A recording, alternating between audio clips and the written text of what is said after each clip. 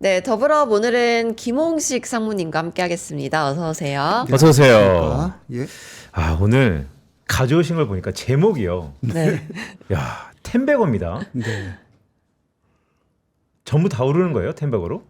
그래서 저번 주에 이제 저희 하나증권에서 통신 장비 관련된 이제 긴 리포트를 좀 말씀드리고 있고, 그 관련돼서 또 MWC 관련돼서 또 저희 주제랑 공교롭게 비슷한 내용들이 나와서 사실 좀 제가 최근에 약간 바꿔줬죠. 그래서 뭐 템버라고 또 호칭을 하니까 많은 분들이 관심을 가지시는데, 사실은 저희 정비회사 중에서 이미 많이 오른 주식들은 텐베거가 된 회사도 있어요. 그래서 뭐 RF 머티리얼즈 같은 회사는 이미 텐베거가 됐고, RF HRC도 이제 좀 있으면 텐베거가 되는 상황이죠. 그래서 사실 지금부터 연배가 오를진 저도 모르겠지만 네. 아직 오를 여력이 좀 더 있는 회사들이 꽤 많다라는 뜻으로 이해해 주시면 감사할 것 같습니다. 그리고 지난주에 예. MWC가 있었잖아요. 그렇죠. 여기서 나온 6G 지상 위성망 통합 네트워크 이게 뭐예요? 그러니까 차트를 좀 제가 가져왔는데 잠깐 좀 봐주시면 네. 뭐 이런 내용이라고 보시면 될 것 같아요. 그래서 저희가 이제 5G 7년 전에 계속 떠들 때 6G 얘기가 그때부터도 좀 빨리 나왔었어요. 그래서 이제 많은 분들이 6G는 그럼 도대체 어떻게 운영되는 네트워크야? 그럼 6G에서는 위성이 메인이 되는 거야라는 이제 질의도 되게 많으셨고요. 네. 제가 그 당시에도 3% 나와서 그런 말씀을 드렸어요. 이제 위성과 지상이 같이 간다. 그래서 항상 LTE 때, 5G 때 항상 이제 독단적인 생각을 하신 분들이니까 저 극단적인 생각이라고 하는 게 더 맞겠네요. 그래서 극단적인 생각을 하시는 분들이 꽤 많은데, 뭐가 되면 또 다른 건 안 된다.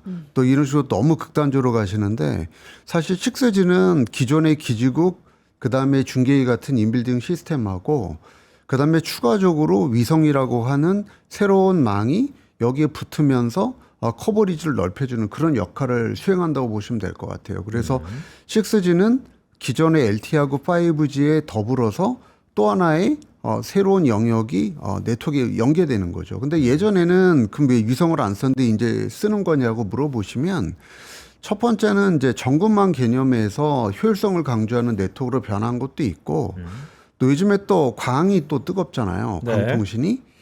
근데 예전에는 이 계열이 다른 통신 장비들이 서로 호환하기가 좀 어려운 여러 물리적인 특성들이 있었어요.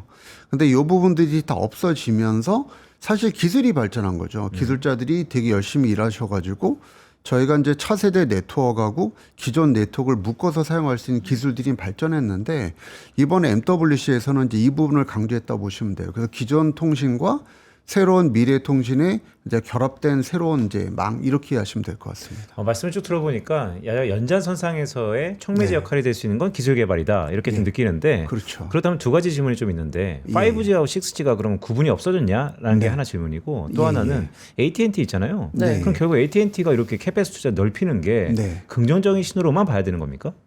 그래서 첫 번째 질문에 대해서는 더 결론적으로 말씀을 드리면, 저희가 이제 이렇게 말씀드리면 될 것 같아요. 일단 두 번째 질문부터 좀 제가 말씀을 좀 드리면, 네. 화면에 나왔기 때문에 AT&T가 그러면 왜 갑자기 캐펙스 이렇게 늘린다고 했을까 생각해 보면, AT&T가 기존에 30조 정도 쓰고 있는데 이제 70조 이상으로 캐펙스를 늘린다고 얘기를 했단 말이죠.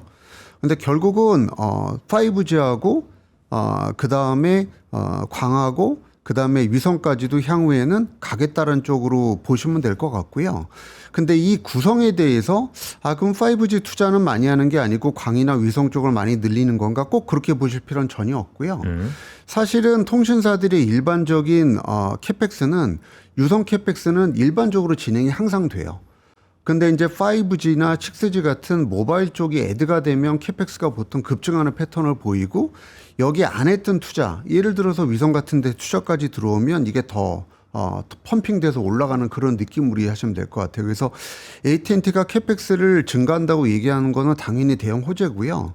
사실 너무 공격적으로 얘기해서 저도 좀 놀랐어요. 원래 30조 정도라고 하면 저희 통신 3사가 연간 많이 써도 10조가 안 되니까 그거의 3배 정도를 기존에도 AT&T가 쓰고 있었는데, 여기서 다시 2.5배를 늘린다고 하면 70조면 사실 저희 통신 3사가 7년 동안 투자하는 규모거든요.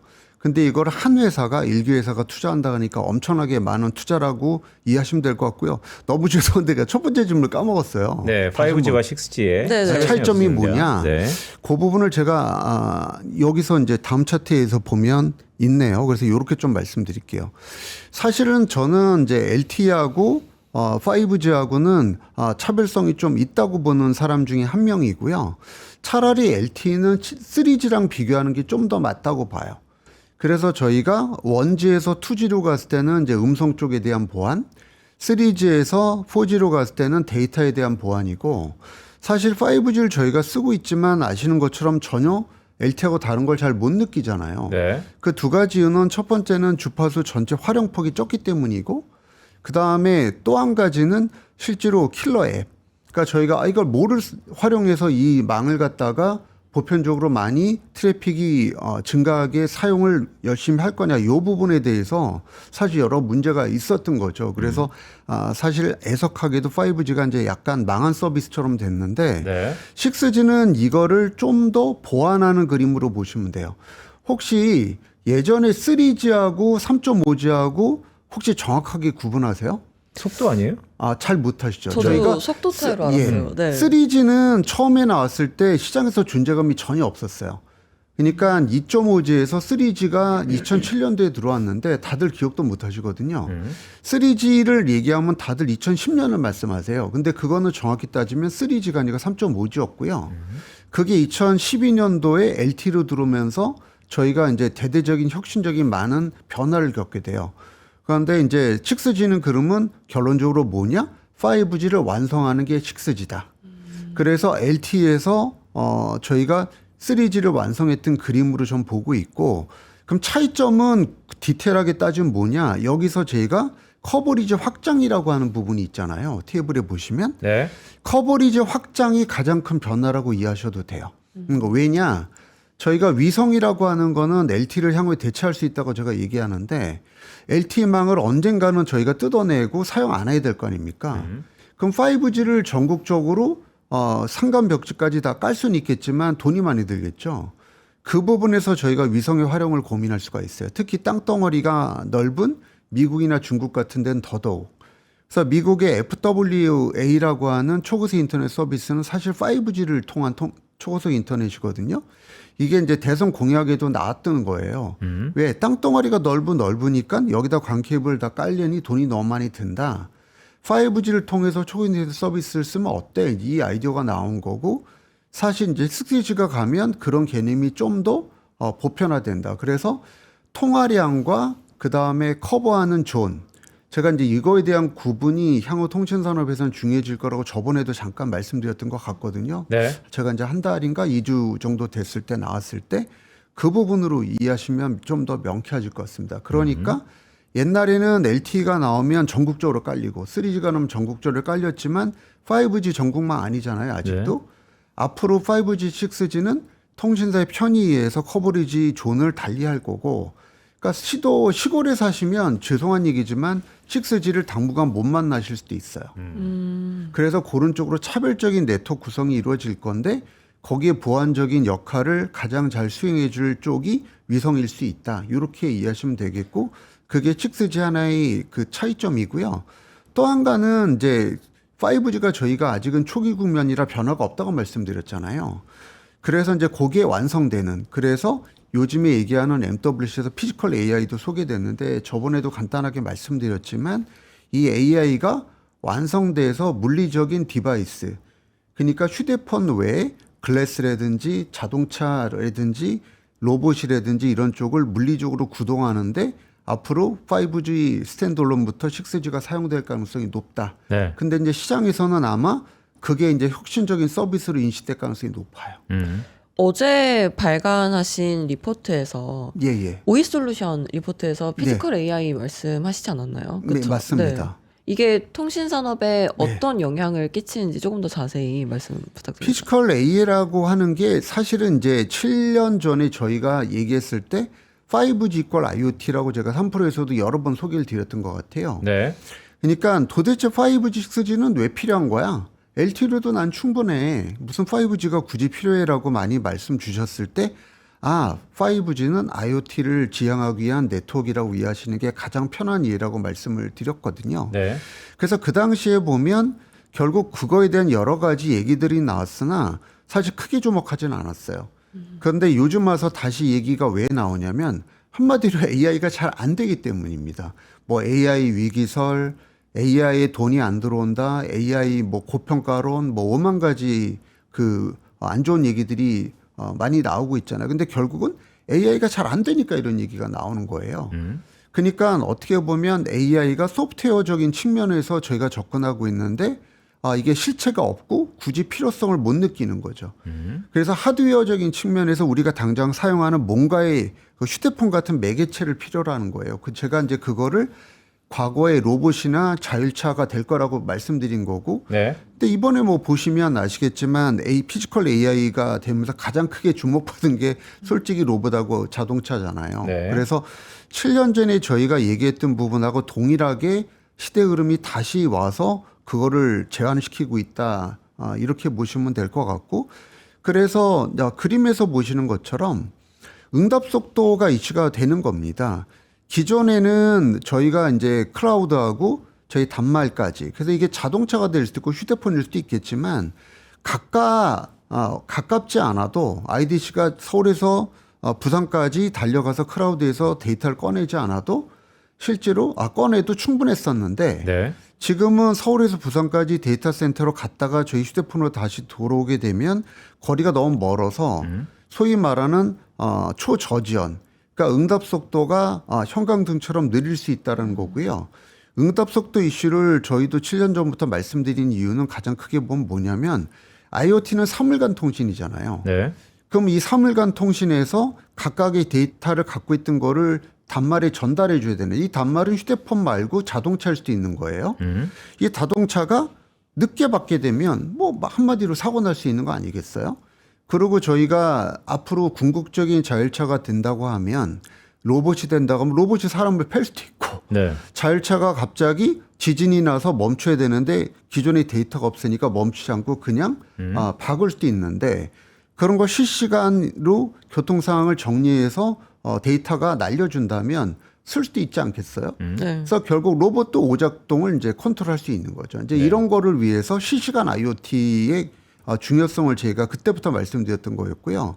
그래서 오른쪽 그래프처럼 과거에는 중앙 집중적인 대형 클라우드가 인기였다면 이제는 기지국에 가까운 클라우드가 인기라는 거고, 이거를 요즘에 유식한 말로 AI 기지국이라고 많이들 말씀하시는 거예요. AI 기지국. 예, 그래서 AI에 특화된 기지국이다. 한마디로 이렇게 보시면 될 것 같아요. 그래서 오이솔루션 제가 얘기를 꺼낸 것도 네. 이런 형태로 갔을 때 향후에 이제 광소자의 필요성, 그래서 전기 신호를 광소자로 스위칭해주는, 그 다음에 여기서 전반적으로 이제 딜레이된 현상을 줄여주는 그런 것 자체를 이제 앞으로 계속 지향하게 될 테니까 네. 이 광소자의 중요성이 엔비디아부터 시작이 됐지만 앞으로 점차 커질 거다, 이 얘기를 드렸던 거였죠. 근데 말씀을 쭉 들어보니까 네. 결국 인프라고 속도고 네. 네. 당위성이고 네. 방향성이고 예. 다 맞아요. 맞아요. 그런데 주가 측면에서 우리가 늘 그런 건 네. 이거 비싸잖아요. 그렇죠. 비싸다는 부분인데 역으로 보면 저희 섹터는 항상 비쌌고 그 다음에 오히려 쌀 때가 조심할 때라고 제가 역으로 말씀드리고 그래요? 싶어요. 왜요? 왜 그러냐면 많은 분들이 싸다고, 주가가 싸다고 느낀 시점들은 언제일까요? PER이나 PBR이 낮다고 보는 시점. 그럼 결국은 주가가 실적이 나와서 정당화되는 시점이거든요. 근데 저희가 요즘에 계속 자료를 통해서 말씀드리는 건 통신 장비는 선행성을 보고 달려가는 섹터다. 그러니까 내년에 좋을 종목을 저희는 사야 되는 거고, 현재 이미 좋아진 걸 시장에서 눈치챈 종목들은 주가가 당연히 엄청 높아야 맞는 거예요. 곧 템버거. 그렇죠. 그래서 곧 템버거들은 실적이 이미 어느 정도 가시성이 있으니까 템버거가 된 거고, 그럼 만약에 통신 장비 안에서도 예를 들어서 RF 머티리얼즈나 RFHC가 아닌 지금 올라가는 예를 들어서 KMW나 솔리드나 이노아이어 같은 종목들은 당연히 실적이 나오려면 아직 시간이 걸리기 때문에 안 올랐겠죠. 네. 그게 실적이 이미 다음 분기에 흑자 전환하고 영업이익이 몇백억 난다는 소문이 돌았으면 이 정도의 주가일 리가 없잖아요. 그래서 장기적으로 나는 내가 갖고 있는 시간에 투자를 해서 장기적으로 큰 상승을 기대하면서 어떻게 보면 기다림의 미학을 투자로 이어가겠다 하실 분들은 주가가 덜 오르고 아직 실적이 적자인 종목이 사실은 맞는 거고요. 네. 여기서 나는 그래도 숫자의 함수를 되게 중요하게 생각한다는 분들은 올랐지만 비싼 게 더 비싸질 수 있는 부분을 고려해야 되겠죠. 우리 이제 김 위원님께서 중요한 질문 하셨는데 결론은 지금보다 다음 실적이 더 어닝 서프라이즈가 나오고 시장의 기대치를 뛰어넘은 실적이 계속 가시성 있게 나온다면 네. 비싸지만 더 비싸질 거라고 저는 보고 있는 거예요. 그러니까 어닝 서프라이즈를 그런 종목들은 당분간 더 즐기시면서 주가 상승을 기대하시면 되겠고 네. 여기서 아직 적자를 보고 헤매는 종목들은 올라갈 수 있으니 기다림의 미학, 지루함의 미학. 어떻게 보면 뭐 어떤 분들은 인디안 기우제라고도 하시는데 사실 기우제 지내야죠. 안 그러면 이렇게 쌀 이유가 없는 거잖아요. 네. 그래서 그런 식으로 아직은 다르게 접근할 필요가 있다. 왜? 아직 5G 종목들이 주가가 초창기 국면 정도의 아직 주가 퍼포먼스를 낸 상태이기 때문에 그렇습니다. 그러면 마지막으로 이거 하나 여쭤볼게요. 네. 이 통신 장비에 오래된 주주분들이 참 많습니다. 예, 그렇죠. 그거는 왜 오래됐냐? 말씀하셨던 것처럼 인내심이 너무 필요했다는 거예요. 맞아요. 중간에 네, 네. 그 인내심을 포기하신 분들도 있고 네. 여전히 계속 기대 수익률을 높이시는 분들도 있습니다. 맞아요. 지금 시점이 뭔가 5G에서 6G 그동안 계속 얘기해 주셨던 네. 거기에 이제 기지개를 펴고 확실히 상승하는 대세 상승하는 그 시점이라는 겁니까? 아니면 이미 시작했다라고 보시는 겁니까? 이미 시작은 했는데 아직은 전 종목들이 올라가서 시세 흐름을 탄 건 아니기 때문에 순서는 달라요. 19년도는 한국이 주연이었고 나중에 미국이 쫓아왔죠. 네. 이번엔 미국이 주연, 한국이 조연입니다. 그때는 무선통신주가 주역에 나머지 광통신이 쫓아왔고 지금은 광통신이 주연에 무선이 쫓아오고 있는 거예요. 이 이름만 잘 체크하시면 충분히 기회는 아직은 많이 남아 있고 네. 제가 예전에 저희 섹터를 통신 장비 섹터를 얘기하면 항상 재개발 재건축의 미학이라고 얘기를 하거든요. 그게 어떤 뜻인지 잘 아시죠? 네. 10년 기다리면 대박 날 수 있다라는 거예요. 근데 이제 어떤 분들은 이거를 1, 2년 기다리면 10배 나는 거로 생각하시는데 그러면 저도 회사 그만두고 이것만 하겠죠. 근데 그렇지는 않고요. 네. 근데 잘 보시면 저희가 7년 주기로 주가가 계속 10배거가 나와요. 12년도에 그랬고 19년도에 그랬죠. 올해도 이미 나오고 있어요. 아하.